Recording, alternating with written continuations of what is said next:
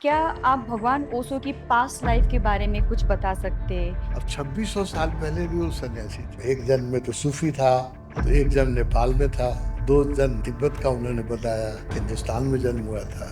और युग ऐसा है कि इस युग में कोई किसी चीज को विश्वास करने के लिए तैयार नहीं है। पहली बार करमप्पा ने 70 में जब भगवान ने संन्यास शुरू किया, तो भगवान के बारे में जो भी रहस्यमय बातें थी सब हटा दिया। स्वामी जी, भगवान श्री रजनीश से आपने दीक्षा कब लिया था? मुलाकात उनका मेरा कई जन्मों से है। हिंदुस्तान के बहुत आश्रमों में घूमा। मैं पटना में इंजीनियरिंग का स्टूडेंट था, और जैसे उन्होंने माला गले में डाली, वो इतना जोर जोर से रोया, वो इतना जोर जोर से रोया। उस समय उनके प्रोफेसर भी बड़े आत्मीय होते थे, बड़े क्रांतिकारी। एक आदमी ने तो दीक्षा से बाहर आते ही माला फेंक दी। इसके अलावा आप दूसरा रंग का कपड़ा नहीं पहन सकते हैं। भगवान ओशो और बुद्ध की कनेक्शन के बारे में थोड़ा। कहा भगवान ने कि मैंने कई जन्मों में बुद्ध को प्यार किया। बुद्ध की कथा है ना कि एक मरे हुए आदमी को देखे, एक बीमार को देखे, वृद्ध को, एक सन्यासी को देखे। बुद्ध ने जातक कथा में अपनी विगत के कई जन्मों की बात की। बोधि धर्मा जा रहा था चाइना बुद्ध धर्म के प्रचार करते हैं। बिहार और यूपी के बाहर कबीर का कोई नाम नहीं जानता था। कबीर को उन्होंने सारी दुनिया में प्रसिद्ध कर दिया।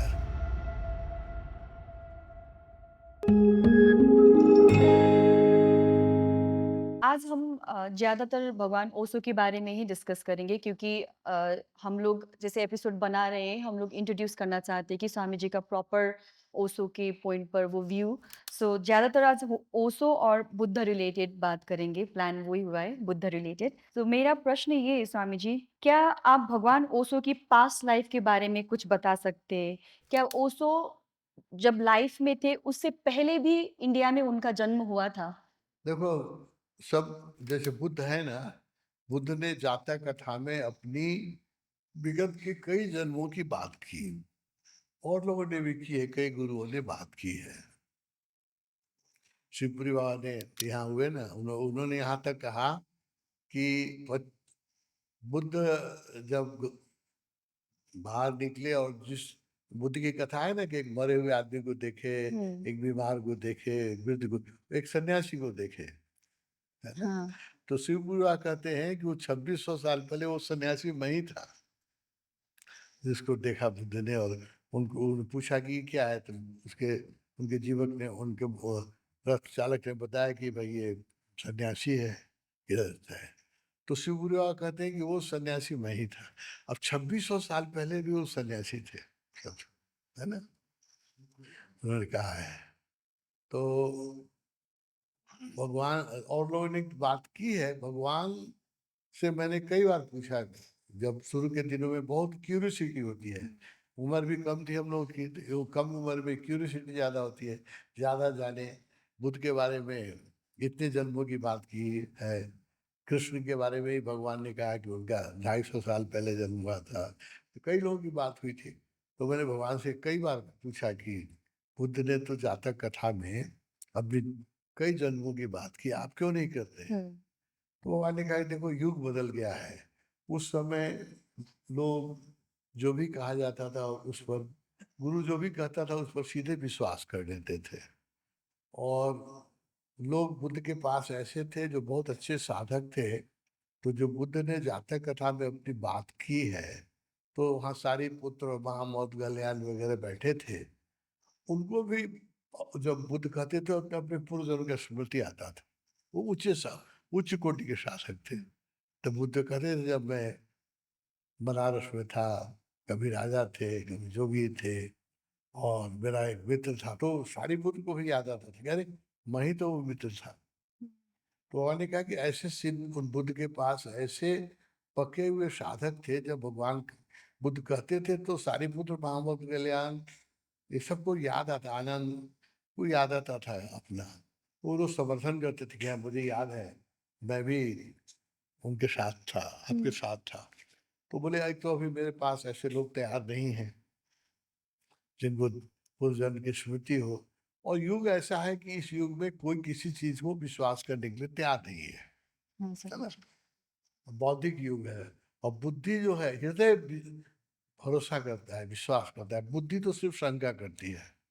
और बुद्धि को एक और भी एक तरह का भ्रम क्या है कि जो मैं नहीं जानता हूँ दूसरा कैसे जान सकता है ना? यस। जब मुझे नहीं बोध है तो इनको कैसे बोध होगा? एक बुद्धि का एक अपना अहंकार है कि जितना मैं जानता हूँ संसार इतना ही बड़ा है ना? इससे बड़ा संसार नहीं है। ये हर व्यक्ति के अहंकार का ये भ्रम है। जैसे उस दिन जब विरोचन की बात हो रही थी और अ, बात हो रहा था कि मैं रोने लग गया ऐसे बात। तो यहाँ थोड़े सब लोग उसको समझेंगे इसलिए मैंने कहा भी कि यहाँ मेरे मित्र बैठे हैं उनको इस पर विश्वास भी नहीं होगा। अभी भी विश्वास नहीं होगा। हुँ, मनुष्य ये जगत ही अभी समय ऐसा आ गया है, पहले ये सब बात लोग हृदयवान थे और गुरु की बात को सीधे भरोसा कर लेते थे। ये युग ऐसा है कि जब तक तुम प्रमाण नहीं दो तब तक कोई मानने के लिए तैयार नहीं है। यस तो इंडीड। भगवान ने ये कहा कि मैं अभी बात करूँगा तो कहाँ से प्रमाण दूँगा? और लोग सुनने वाले मानेंगे नहीं, कहेगा कि हाँक रहा है पुराने जन्म की, हाँ, गप दे रहा है। इसलिए उन्होंने कहा कि मैं बात नहीं करूँगा, तुम साधना करो। जब तुमको थोड़ा याद आएगा तो मैं ज़्यादा बताऊँगा, तब तुमको भरोसा आएगा, है ना? जब तुमको थोड़ा-सा याद आएगा हुँ, तो मैं उसको स्पष्ट कर दूँगा। जैसे मेरे ही अपने पूर्वजन्म की स्मृति में भगवान से बहुत पूछता रहा कि भगवान मैं पूर्वजन्म में कहाँ था, क्या था? तो भगवान उस समय जबलपुर में रहते थे। मैं विद्यार्थी था पटना में, तो भगवान ने कहा कि तुम्हारी छुट्टी कब होती है? बोली, लंबी छुट्टी गर्मी की होती है 2 महीने की। तो बोले कि तुम चले आओ मेरे पास जबलपुर और मेरे पास रहना वहीं जबलपुर में। 2 महीने में हम ध्यान कराएँगे, तुमको अपने पूर्व जन्म की स्मृति आ जाएगी।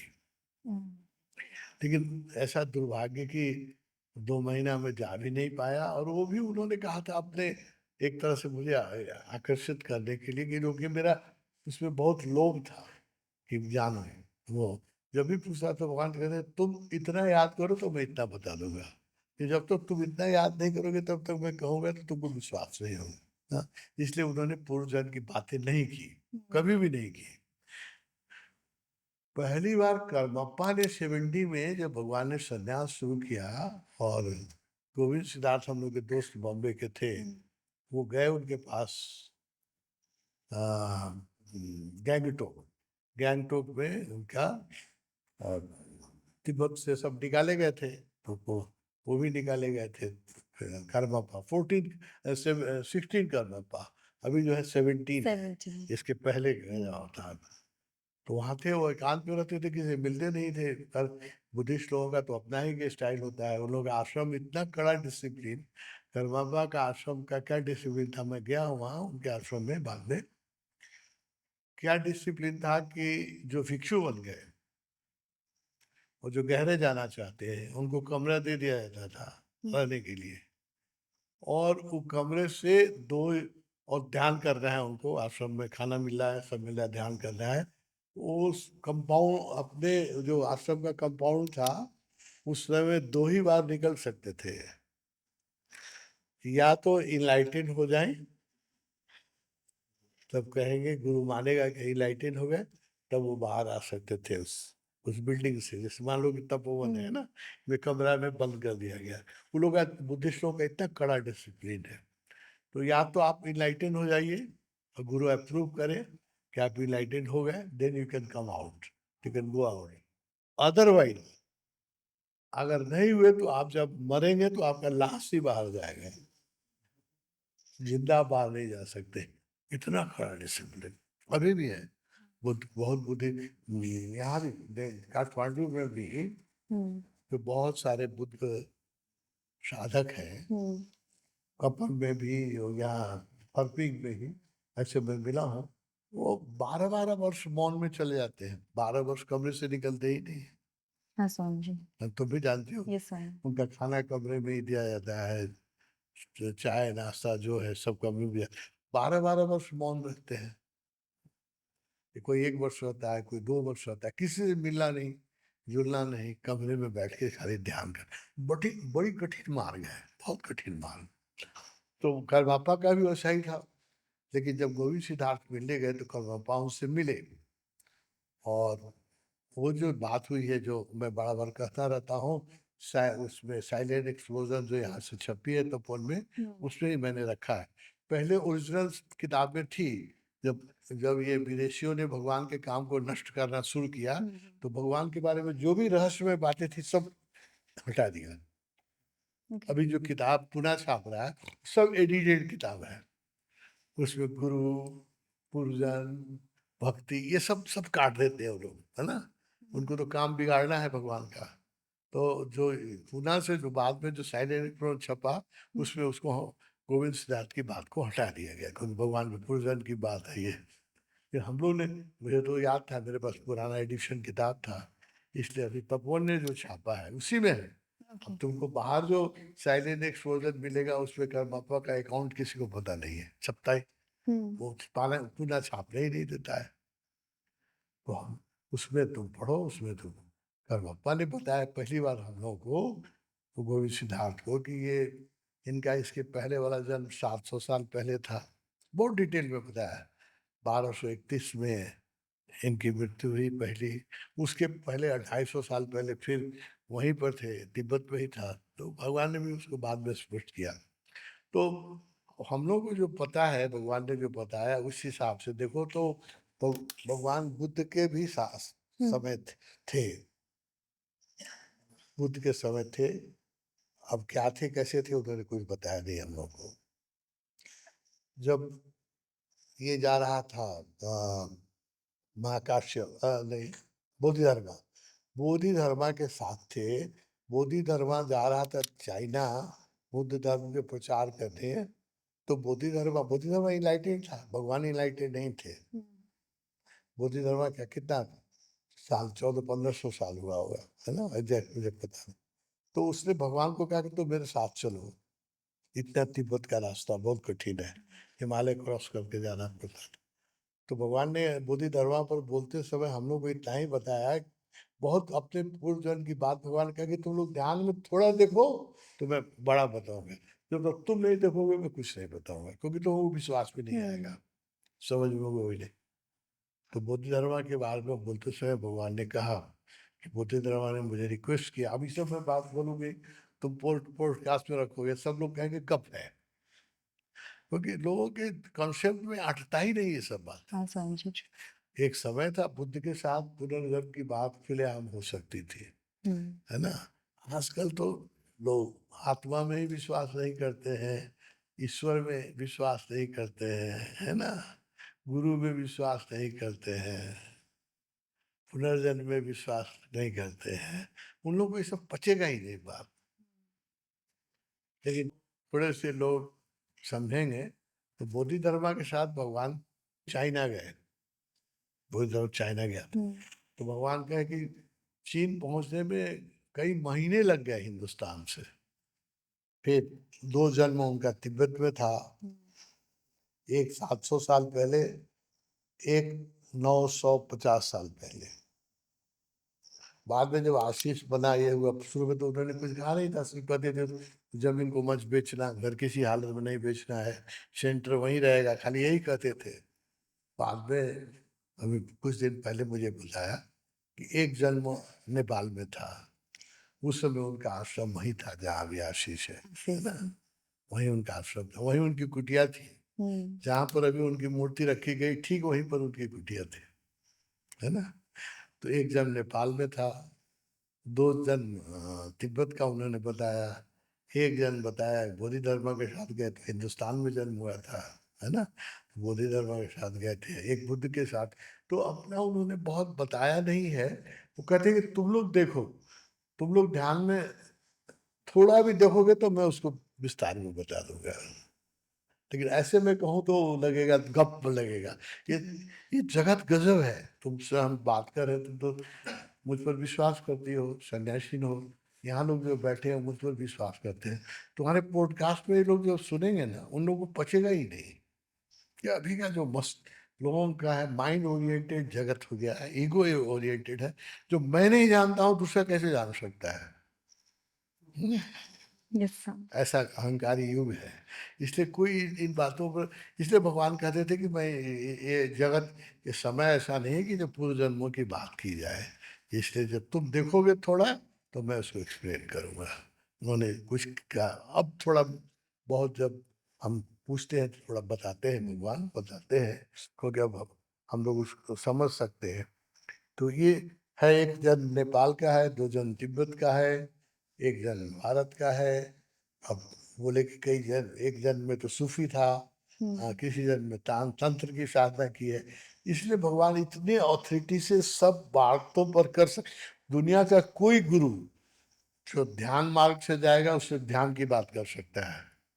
चैतन्य महाप्रभु सिर्फ भक्ति की बात कर सकते हैं। अभी प्रभुपाद हुए है ना, वो भक्ति की बात कर भक्ति। सकते हैं, तंत्र की बात नहीं कर सकते हैं, तंत्र के तो महाविरोधी होंगे, है ना। सूफी की बात कौन करेगा, हिंदू गुरु। भगवान किस कॉन्फिडेंस के साथ गुरु नानक की बातों को कहते हैं, है ना, कोई सिख नहीं कह सकता है। भगवान ने जो, हालांकि ये पश्चिमी लोगों ने उनकी हत्या कर दी है, लेकिन जितने अच्छे से, जितनी ऊंचाई से मैं उस दिन सुन रहा था, भगवान ने जीसस के बारे में बोला है, उतनी ऊंचाई से कोई पादरी नहीं बोल सकता है, समझ में नहीं सकता है ना। तो कैसे, क्योंकि वो हर मार्ग पर अनेक, भगवान तो कह रहे हैं ना कि मैंने बहुत भटका हूँ, मैं बहुत भटका हूँ, बहुत देर लगी है, क्योंकि किसी जन्म में वो सूफी थे, किसी जन्म में तंत्र की साधना की थी, किसी जन्म में योग की साधना की। तो इस पर उन्होंने कुछ कुछ बताया नहीं किसी को। जो थोड़ा बहुत मैं कह रहा हूँ, मैं ही कह रहा हूँ। वो मेरे, हमारे ओशो सन्यासी भी मान सुनेंगे, जो भारत के सन्यासी है ना, जिनको अपना अनुभव नहीं है, वो विश्वास नहीं कर, गपबाजी है ये सब, समझ में नहीं। ये जगत ही ऐसा हो गया है कि जो मैं नहीं जानता हूँ कैसे सत्य हो सकता है। इसलिए भगवान ने इस पर डिटेल में बहुत बात नहीं की। तुम ध्यान करोगी, तुमको कुछ दिखाई पड़ेगा, मैच्योरिटी होगी, तो हम तुमसे बात कर सकते हैं। पॉडकास्ट में इसकी बात नहीं की जा सकती है। भगवान ने कहा है कि जैसे उनका ऐसा कोई भी प्रवचन नहीं है जहाँ उन्होंने बुद्ध का नाम नहीं लिया है। तो क्या आप भगवान ओशो और बुद्ध की कनेक्शन के बारे में थोड़ा हाँ, विस्तृत बहुत। रूप में? जहाँ तक हम लोग को पता है, देखो, जब बोधि धर्मा के साथ गए तभी भगवान बुद्ध की साधना कर रहे थे। उन्होंने कहा कि बुद्ध के साथ मैं था, है ना। अभी विरोचन ने जो हम लोग को हमको बुलाया, और इतना प्यार दिया और इतनी इज्जत दी, क्यों, कुछ पूर्व का संबंध है ना। तो इसीलिए, तो उस समय बुद्ध के साथ वो थे, हम लोग, मैं भी था। और 2 जन्म जो उनका तिब्बत में हुआ, तो पूरा बुद्ध मार्ग में ही थे। तो बुद्ध कई जन्मों में उन्होंने कहा ना भगवान ने कि मैंने कई जन्मों में बुद्ध को प्यार किया है, कई जन्मों में। लेकिन वो कन्फाइन नहीं थे, उनका मार्ग ऐसा था कि वो एडवेंचरस थे। जैसे अब बुद्ध का मार्ग जो है वो तो पूरा बहुत डिसिप्लिन ब्रह्मचर्य का, भिक्षुओं का मार्ग है ना। वो किसी जन्म में तांत्रिक थे, सेक्स में उन्होंने बहुत एक्सपेरिमेंट किया है, तब तो तंत्र में इतना जोर से बोल रहे हैं। किसी जन्म में वो सूफी थे, सूफी उनका प्रिय विषय, ज़ेन मास्टर थे, ज़ेन उनका, 3 विषय उनका बहुत प्रिय है। एक तो ज़ेन, एक सूफी, है ना, ज़ेन, सूफी, और एक और बात है मैं भूला, तो वो ताओ। इस पर कितना प्रेम से वो बोलते हैं। ताओ पर कौन समझा सकता है, ताओ तो किसी के समझ में ही नहीं आती है। हिंदुस्तान में उसो के पहले ताओ का कोई नाम ही नहीं जानता था। चाइना में जब हम गए, हमने ताओ की बात, कौन, चाइनीज लोग नहीं जानते हैं, कन्फ्यूशस को जानते हैं। Confucius is very popular in China. Lao Tzu को कोई नहीं जानता है, बहुत कम लोग जानते हैं। ये है, अलग हो गया ना चाइना से, छोटा, क्या, ताइवान? ताइवान में थोड़ा सा था। ताओ को लोग हाँ। जानते हैं, ताइवान में, नहीं तो मेनलैंड में कुछ नहीं जानते हैं लोग। भगवान ने ताओ को, अब भगवान का देन का क्या बात करें, कौन जानता ताओ को हिंदुस्तान में, कबीर को कौन जानता, बिहार और यूपी के बाहर कबीर का कोई नाम नहीं जानता था, है ना? कबीर को उन्होंने सारी दुनिया में प्रसिद्ध कर दिया।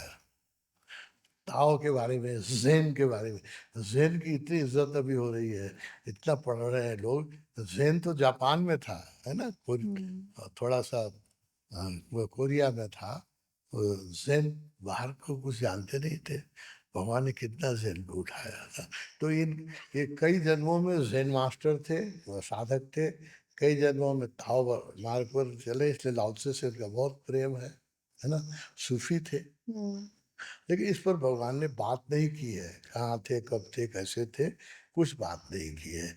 जब हम लोग ध्यान में कुछ झलक आएगी, तो फिर वो बताएँगे। कि जो रीसेंट विज़िट हुई थी भूटान में, तो उससे पहले हमने शायद आपने इतने क्लियरली नहीं बोला था जो आप भूटान पे वहाँ पर जो आपने बोला था, वहाँ प्रवचन हुआ था जो हम घर बैठ के सुन रहे थे, देख रहे थे आपको और आनंद गुरु के बारे में बोला था, बुद्ध के बारे में बोला था। सो क्या आप थोड़ी इसको थोड़ा हिंदी में क्योंकि हिंदी में शायद ये नहीं आया है सो मैं पूछना चाहती हूँ हिंदी में आप इसको थोड़ा और देखो, ये भूटान जो मैं गया हूँ, विरोचन जी के कृपा से गया हूँ। मुझे भूटान में कौन जानता है?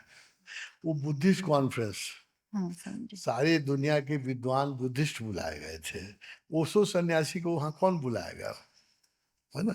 प्योरली बुद्धिस्ट, बुद्धिस्ट में भी वो लोग जो हैं महायानी और वो महायानी और वज्रयानी है। हुँ, भूटान जो है पूरा वज्रयानी है, महायानी है। थेरवादी को भी वो लोग नहीं वो करते हैं, क्योंकि बुद्ध का भी धारा अलग है। तो उसमें जो भी थे सब महायानी थे या वज्रयानी थे। हुँ, थेरवादी भी बहुत नहीं, हमारे जानते नहीं थे। तो ओशो सन्यासी को उसमें कौन बुलाएगा सोचो। न भूटान में मैं कभी गया हूँ, न मुझे कोई जानता है ना? जो मुझे बुलाया, उनके कृपा से उन्होंने बुलाया मुझे, है ना? मुझे तो कुछ पता नहीं है। तो वो जो जिनको बुलाने के लिए कहा गया था मुझे, तो वो दासो दास दासो गुरु हैं, बहुत बड़े गुरु हैं, बहुत विद्वान आदमी हैं, बहुत प्रोफेसर। तो वो जो मुझे बुलाया था, वो तो मुझसे कभी मिले नहीं थे, वो जानते भी नहीं थे। तो वो जो इनविटेशन दिया गया, तो कहा गया कि इस आदमी को जरूर लाना है नेपाल से, और अगर बुलाने से नहीं आए तो एक आदमी को, जो हम लोग के गाइड थे वो भी इंजीनियर थे, उनको कहा गया कि तुम नेपाल जाके पकड़ के लाना हमको। ऐसा इनविटेशन किसी को नहीं मिला था, है ना? वो बेचारा, और उनको कहा गया कि अगर तुम नहीं ला सके तो तुम्हारी नौकरी गई। ओह! वो बेचारा थर-थर काँप रहा था कि हम नहीं आएँगे तो उसकी नौकरी चली जाएगी। तो बहुत फ़ोर्सफुली बुलाया गया है, और केवल हम ही लोग थे जिसको, डेलीगेट्स को टिकट नहीं दिया गया था। सब लोग डेलीगेट अपने टिकट से आए थे। वीसा का चार्ज दिया था उन लोगों ने। रहने-खाने की व्यवस्था की गई थी केवल। मुझे टिकट भी भेजा, वो भी बिज़नेस क्लास का टिकट। हुँ, मुझे ही नहीं, शोभित को लिए भी बिज़नेस क्लास का टिकट, है ना? और गाड़ी एयरपोर्ट पर ही गाड़ी, एक गाड़ी हम जब तक रहे, एक गाड़ी और ड्राइवर, अच्छी गाड़ी हम लोग के साथ रहा। और जब वीसा का चार्ज देने गया, तो कॉन्फ्रेंस का फ़ी था, तो सबको देना था कॉन्फ्रेंस फ़ी, हुँ, वो भी हम लोग से नहीं लिया गया। तो पूरा भूटान में घूम के आया, ₹1 मेरा खर्चा नहीं हुआ, जबकि भूटान बहुत एक्सपेंसिव है। एक्सपेंसिव थी। भूटान जाने का मतलब है, नेपाली अगर जाए हर कंट्री के लिए, तो नेपाली को करीब आईसी 75,000 पर डे पड़ेगा। हुँ, वहाँ का जो हाँ, सर। प्रोटोकॉल है, तुमको ये कम से कम 3 स्टार होटल में रुकना है, हुँ, कम से कम गाइड रखना है, गाड़ी रखना है। एंट्री में जो है ₹100, $100 per day per day. Nepali को देना वाह! है। 9 दिन रहे तो हमारा $900 तो वीज़ा फ़ी लग जाता। हुँ, लेकिन हम लोगों का ₹1 भी नहीं लगा। किसी भी डेलीगेट को ये सुविधा नहीं मिली, हम ही लोग को मिली थी। और वहाँ जो क्लास होता था उसमें ध्यान कराना, सुबह का जो क्लास था उसमें ध्यान कराना या प्रवचन देना, वो 5 दिन का कोर्स है, तो 5 ही आदमी को मिला था। तो पाँचों जो थे वो लामा थे, बहुत प्रसिद्ध बुद्धि बुद्धिस्ट लामा थे, और विद्वान थे। बुद्धिज़्म में भी लोग पीएचडी कर रहे हैं आजकल, एमए कर रहे हैं। बुद्धिज़्म की पढ़ाई भी पश्चिम में हो रही हुँ, है। They were all qualified from Oxford और कैम्ब्रिज से, बुद्धिज़्म में पीएचडी वगैरह थे। हुँ, मैं ही एक आदमी था जो, इसकी बुद्धिज़्म की कोई डिग्री नहीं थी मुझे। तो स्पेशली विरोचन जी के कारण, उनके कारण मुझे बहुत सुविधा के साथ बुलाया गया। मुझे तो कुछ पता नहीं था। हम लोग रात में पहुंचे, थके हुए थे, होटल में जाकर के सीधे सो गए थे, देर हो गई थी। सुबह ही दासू जी आए, 9 बजे उन्होंने फ़ोन किया कि आपका इंटरव्यू है 10 बजे, और वहाँ बड़ा भाई सरकारी भी रहेगी और राजकुमारी भी रहेगी, पैलेस में आपको चलना है, आप तैयार रहिए। 9 बजे उन्होंने फ़ोन किया। It is a big surprise for me. हम लोग तो देर से सोए थे, सोए ही हुए थे। हमने कहा भी कि हम लोग तो अभी थोड़ा 11 बजे नहीं हो सकता, आप सोचे कि थोड़ा तैयार हो जाएँगे। बोले नहीं, नहीं, पैलेस में 10 बजे आपको बुक है, तो 11 बजे कैसे होगा? You have to be there at 10। लेने आ गए। उनको भी मैंने कभी नहीं देखा था, दासो जी को भी पहले नहीं कभी देखा था। फ़ोन में एक बार बात हुई थी, और एग्ज़ैक्टली हम भूटान में पहले ही दिन आए, और पहले ही दिन सुबह दरबार में कौन ले जाएगा अब? दरबार का एक डेकोरम होता है, तुमको किसी रॉयल फैमिली के मेंबर से मिलना है, तो रिटन एप्लीकेशन निवेदन देना पड़ता है कि मैं आपका दर्शन करना चाहिए। यहाँ नेपाल में भी यस है ना? स्वामी जी, यहाँ भी है। जब तब तक जब तुम लोग रिटन एप्लीकेशन नहीं दोगे, तो कोई राजा से मिल ही नहीं सकता है। लेकिन हम लोग सुबह में, और सुबह में जो हुआ तुम लोग जानती ही हो। तो जो बात हुई, उनकी माँ, उन्होंने तो बहुत कुछ बताया नहीं। उनकी जो ग्रैंड मदर थी, कोई राजमाता है, या उनको क्या बड़ा महेश सरकार का हो नेपाली में, तो वो बता रही थी कि जब ये तिब्बत गए, इनको 3 साल, हम लोग को भी बड़ा आश्चर्य लग रहा है इनको देख के। तिब्बत गए 3 साल की उम्र में, तो जो पद्म संभव की गुफा है, उसको उन्होंने पहचाना कि पद्म संभव यहाँ ध्यान किए थे। और इनका नाम तिब्बत में जो 800 साल पहले थे, तो विरोचन विरोचन। नाम था इनका। तो विरोचन ने यहाँ तपस्या की थी, एक गुफा दिखाया गया, तो इन्होंने कहा कि नहीं, ये गलत है, ये गुफा नहीं, मैं ध्यान यहाँ नहीं किया था, दूसरी जगह किया था। दिखाया उन्होंने वहाँ दूसरा। तो 3 साल के बच्चे ऐसे दिखाए हैं। सबसे पहले उनकी जो प्रसिद्धि हुई है, इन वो 2.5 साल की उम्र में उनको गोद में लेके नालंदा, तुम लोग वीडियो देखना यूट्यूब में, नालंदा ले जाया गया था। तो नालंदा गए वो, तो उन्होंने वही कहा था कि मुझे नालंदा ले चलो। 2.5 साल का बालक गोद में उठा के ले गए। नालंदा में वो बता रहे हैं कि ये मेरा क्लासरूम था, इसमें मैं पढ़ाता था, ये एक रूम था जिसमें मैं रहता था, है ना? सब जगह बताया। और वो फिर मिलाया गया, तो वहाँ तो जो बुद्धिस्ट विद्वान है वो लोग कहे कि हाँ, ये तो विरोचन का कमरा था, इसमें विरोचन रहते थे। तो कंफर्म भी हुआ लोगों का। अब 2.5 साल का बालक जो ठीक से बात नहीं कर सकता है, वो अपना 800 साल पुराना, 800 नहीं, 8वीं शताब्दी की कमरा दिखा रहा है, यहाँ मैं पढ़ाता था, यहाँ मैं बोलता था। या तो इनके माता-पिता को भी आश्चर्य हुआ ना, उनको भी नहीं पता था, वो लोग भी, इस बात को कौन समझ सकता है? तो उनकी माँ हमको ये सब बता रही थी, उनकी बड़ी माँ शायद कि हम लोग को भी आश्चर्य हो रहा है कि इनके साथ हो रहा है। तिब्बत गए तो तिब्बत भाषा, अब वो तिब्बतन भाषा बहुत, चाइनीज़ भी बोलते हैं, तिब्बतन भाषा भी बोलते हैं। अभी भी उनकी उम्र 11 साल है। इंग्लिश बोलते थे तो हमको बोलने में डर लगता था, है ना? इतनी अच्छी इंग्लिश उनकी है, इतनी विशिष्ट इंग्लिश बोलते हैं वो कभी कॉलेज नहीं गए हैं, कभी स्कूल में नहीं पढ़े हैं। इतनी भाषाओं पर कैसे कंट्रोल है? हिंदी भी बोलते हैं, नेपाली भी बोलते हैं, तिब्बतन भी बोलते हैं, चाइनीज़ भी बोलते हैं, भूटानी लैंग्वेज भी बोलते हैं, पता नहीं और कौन-कौन लैंग्वेज जानते हैं। अब 11 साल का बालक कैसे जानेगा?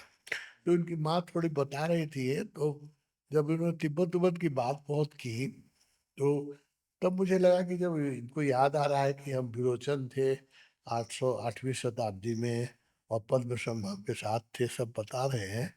तब मैंने, ये पहले इन्होंने कहा नहीं था इस बात को, तो मैंने उनसे कहा कि जब आपको इतने जन्मों की याद आ रही है, तो मुझे लगता है आप बुद्ध के साथ भी रहे होंगे।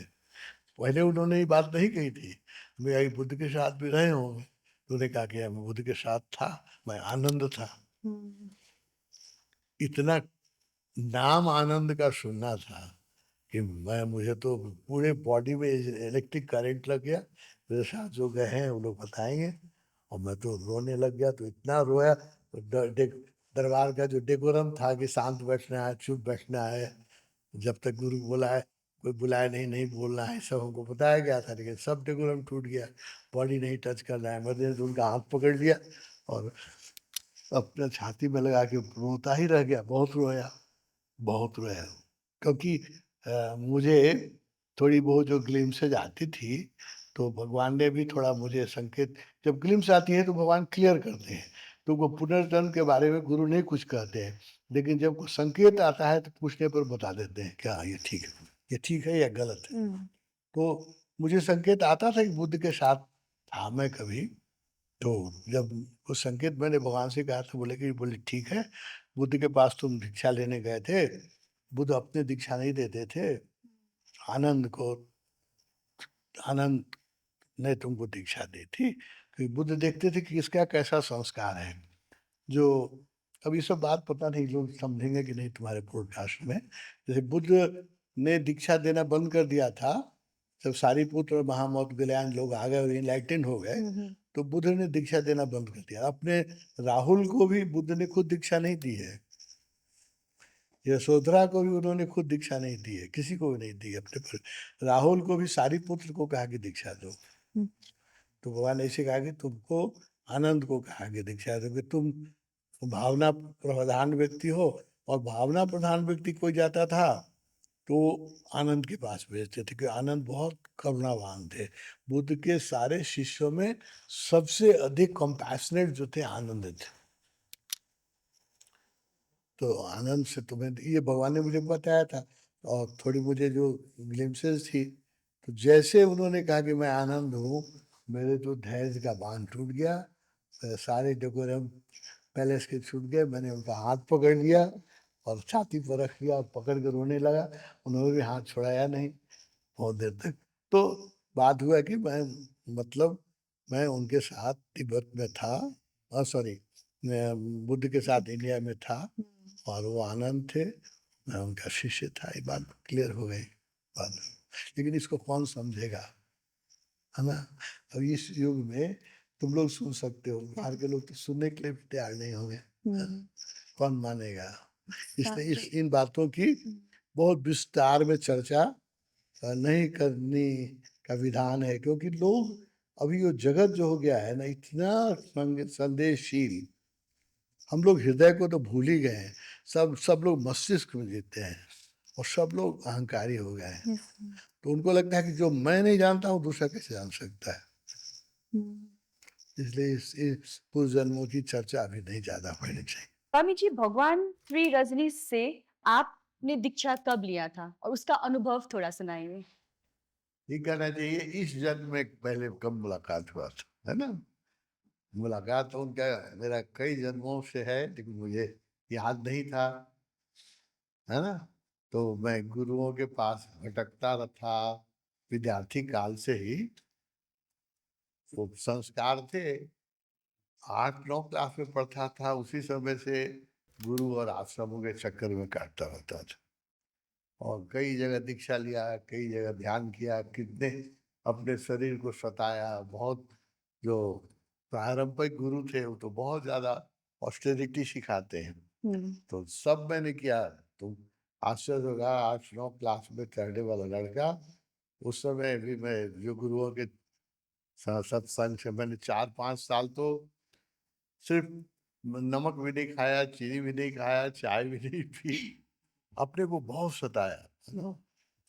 तो वो सब सताने के बाद भी मुझे मेरे भीतर तक पकड़ते ऐसे गुरु नहीं मिल रहे थे। मैं बहुत गुरु हिंदुस्तान के बहुत आश्रमों में घूमा, विद्यार्थी काल से ही प्यास थी, बहुत आश्रम में घूमा, बहुत गुरुओं से मिला।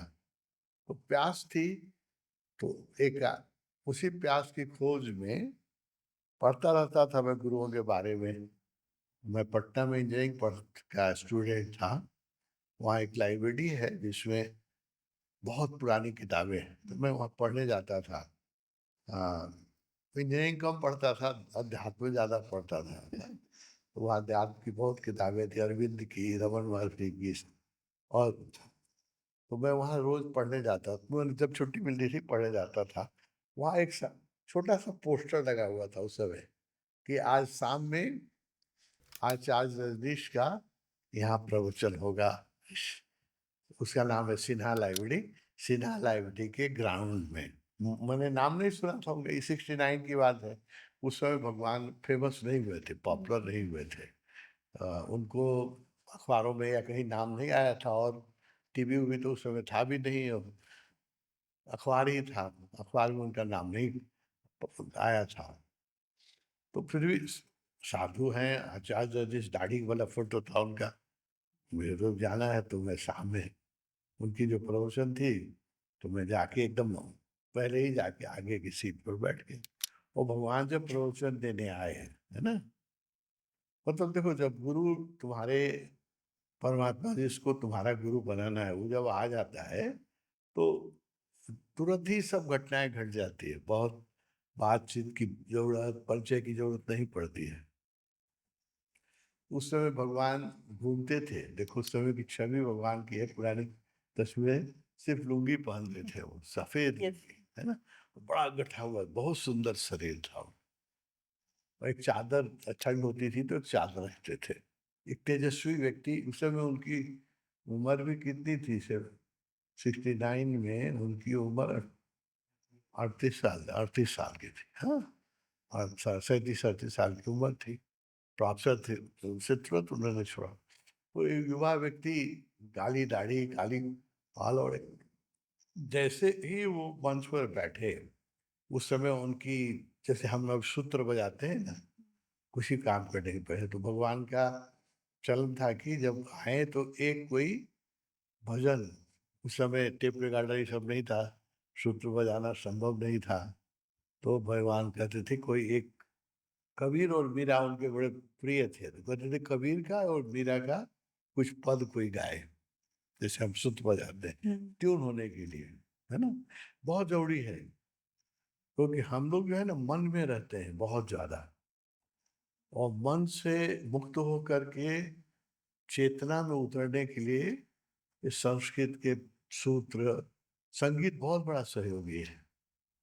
तो भगवान बैठे थे, और एक युवती, उनको कबीर और मीरा बड़े पसंद थे, तो कहते थे कुछ सूत्र गाओ, वो गाई, उसके, अब भगवान मंच पर बैठे और उसने सूत्र गाया, समझो 5 मिनट में ही सब कुछ हो गया।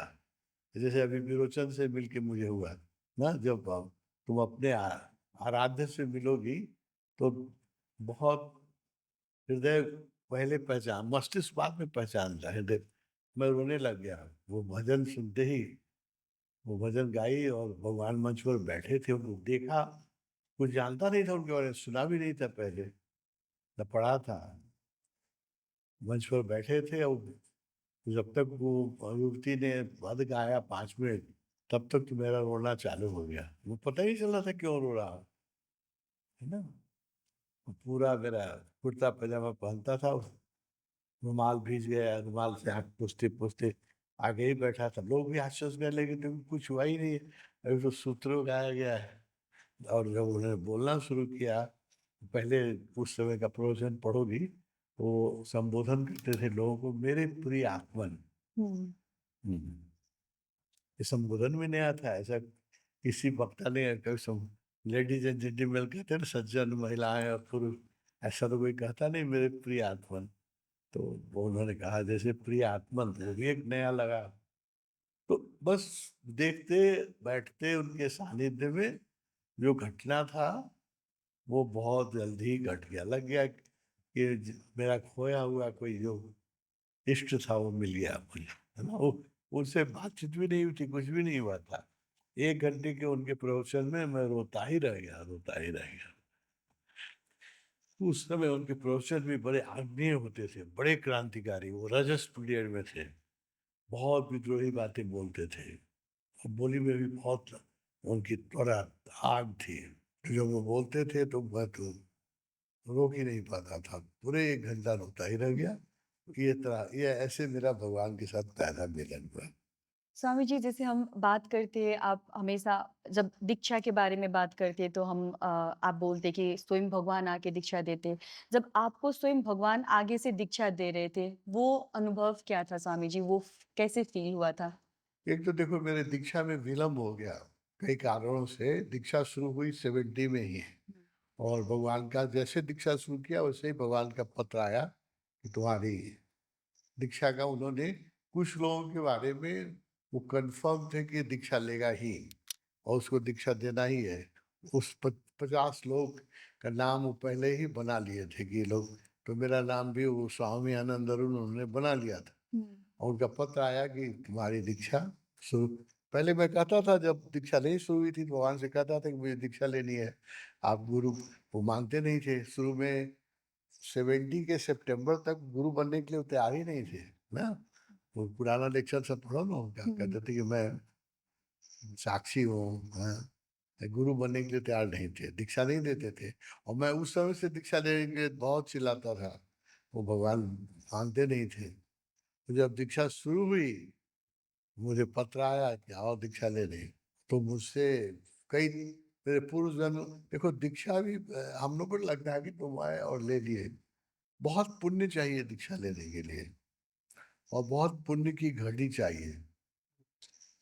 ऐसे दीक्षा नहीं होता, लगता है लोग दीक्षा, दीक्षा सचमुच दीक्षा होने के लिए व्यक्ति का पुण्य पकना चाहिए, और उसकी ग्रह दशा बहुत अच्छी होनी चाहिए। खास करके गुरु बृहस्पति है गुरु, तो बृहस्पति बड़े अच्छा स्थान में होना चाहिए।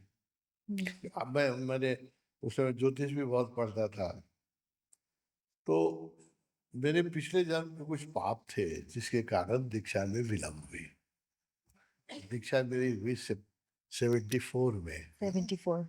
हम्म, जब भगवान पूना आश्रम बना दिए थे तब दीक्षा में, वो दीक्षा, दीक्षा तो क्या, सिर्फ रोना हुआ दीक्षा में।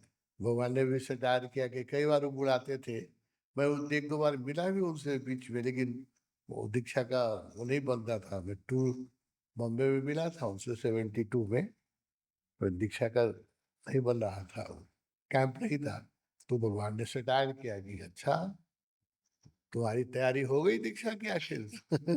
बहुत मारा हुए। फिर मुझे बुला के नाम दिया, और जैसे उन्होंने मेरा माला गले में डाली, रोना चालू हो गया।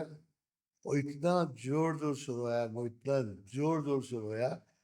उस समय लोग बहुत कम थे, दीक्षा भी भगवान के पास कोई हॉल वॉल नहीं था, कार पोर्च में दीक्षा देते थे।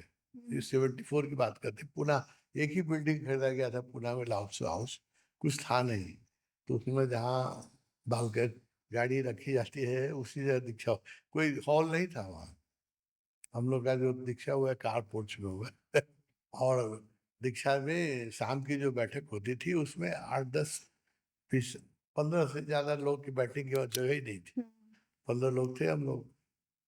और मेरे साथ जब मैं जाने लगा था दीक्षा लेने, तो मेरे कई मित्र जो मेरे क्लास फेलो थे, मैं ध्यान तो करता था पहले से ही, भगवान ने जब सक्रिय ध्यान निकाला तो विद्यार्थी काल से करता था। तो मैंने कई लोगों को ध्यान भी सिखाया था, कई लोगों को उसके बारे में बताया था। तो दीक्षा लेने गया तो मेरे 8-9 साथी भी साथ गए थे। कुछ मेडिकल कॉलेज के डॉक्टर थे, कुछ इंजीनियर थे, हम लोग 8 आदमी थे। तो भगवान ने सबसे पूछा कि अच्छा ये तुम लोगों को अरुण ने फंसा के लाया है या तुम अपनी इच्छा से आए हो? तो कई लोगों ने कहा कि नहीं हम लोग अपनी इच्छा से आए हैं। तो दीक्षा में इतना मैं जोर जोर से रोने लगा पागल की तरह कितने जन्मों का उनसे संबंध था। और जो ये मिलना हो रहा था दीक्षा में, वो 700 साल के बाद हो रहा था। 700 साल पहले जब उनका इसका पूर्व जन्म था, 1231 में उन्होंने शरीर छोड़ा था। तो समझो कि 700 साल के बाद अपने उस जन्म में भी मेरे गुरु थे वो, तो गुरु से जब मिलना हो रहा था, तो कॉन्शियस माइंड को तो कुछ याद नहीं रहता है, हम्म, लेकिन अचेतन मन को सब याद रहता है, सब स्मृति रहती है। तो इतना रोया, इतना जोर जोर से रोया कि उस दिन सबका इंटरव्यू खराब हो गया। और लोग जो इंटरव्यू ले, इतना जोर जोर से रोता था कि लोग, फिर वो लोग कहे कि इसको हटाओ भाई, और लोग की बात ही नहीं सुनी जा रही है। भगवान ने कही नहीं नहीं इसको बैठने दो। फिर कृपा की उन्होंने 1 घंटा जोर जोर से, इतने जन्मों के आंसू, इतनी पीड़ा 1 घंटे में सब निकल गई। बहुत बया, बहुत बया। दीक्षा में मैं रोता ही रहा। और उसके बाद से जीवन, वो दीक्षा लेने के बाद ही मैं दूसरा आदमी हो गया, सब कुछ बदल गया। Thank you Swami ji. जितने भी आपके साथ फ्रेंड थे, साथी थे जो भगवान के साथ दीक्षा लिए थे उस टाइम पर, क्या वो सब अभी भी है और काम कर रहे हैं भगवान की? नहीं, उसमें बहुत सारे ऐसे थे जो मेरे कारण गए थे, क्योंकि मैं जा रहा था, मेरे दोस्त थे, मैं उनको बहुत भगवान के यहाँ भी मैं मेरा धंधा ही एक ही है लोगों को भगवान के बारे में बात करना, है ना? और वो लोग उस मेरी बातों से प्रभावित होके आए थे। तो एक आदमी ने तो दीक्षा से बाहर आते ही भगवान की माला फेंक दी, एक लड़के ने। और 8 आदमी हम लोग थे। उसमें 2 डॉक्टर अभी तक सन्यासी हैं, 2 डॉक्टर बहुत अच्छे डॉक्टर, अब तो बहुत बड़े डॉक्टर हो गए हैं, तो वो अभी तक सन्यासी हैं। बाकी लोग बिखर गए। 1-2 आदमी कुछ साल तक रहे, अ, लेकिन जिनका पूर्व जन्म का संस्कार नहीं होता है, बहुत पुण्य नहीं होता है, वो माला लेके भी माला चलती नहीं है। और उस समय बहुत कठिनाई क्या थी कि एकदम यही वस्त्र था। ओके। इसके अलावा आप दूसरा रंग का कपड़ा नहीं पहन सकते हैं। माला पहननी थी, है ना, दिखा के। तो इस वस्त्र में डॉक्टरों को हॉस्पिटल जाने में दिक्कत होती थी। जो जो हमारे साथ थे वो सब डॉक्टर थे या इंजीनियर थे, तो उन लोग और जाते थे, टाई वाई बांध के जाते थे। अब ये इस कपड़े में जाने में दिक्कत होती थी, तो धीरे धीरे लोग छट गए। 2 डॉक्टर हैं अभी भी जीवित हैं, वो लोग अभी भी, एक इंजीनियर भी है, वो भी मेरा साथी है। लेकिन ठंडे ठंडे हैं लोग, मतलब वो जो जैसा नशा मुझे चढ़ा हुआ है ऐसा नशा नहीं।